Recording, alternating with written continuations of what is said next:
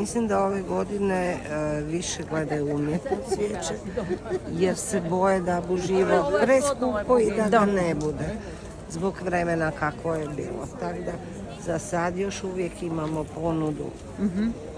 A sad kaj bude? I kako onda je ova godina bila? Uvodno je vrlo, ne smijem reći na glas kakva je bila, jer nije bila dobra. Bila je vrlo loša za uzgojiti ovo, ali je ok. U konačnici smo se trudili da ispadne ok. Ali sam ja namjerno ostavila iste cijene zbog ljudi jer znam da im je teško. Da. Kako vi onda na kraju, jel bude tu neka zarada ili se onak? Bude nekakva zarada, ali ne baš puno, evo, iskreno kaj da vam. Ima staklenih, ima plastičnih, ima uložaka, ima svega ima.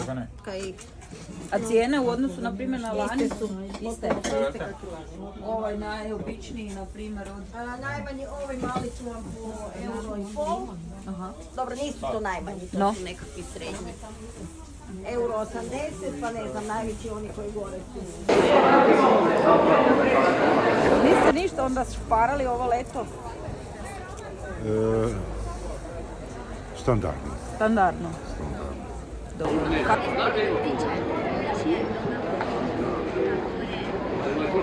Kaj velite na ove cene? Ovo je... Pa to ajde, Zajde se. ali ne Pa šta ćeš?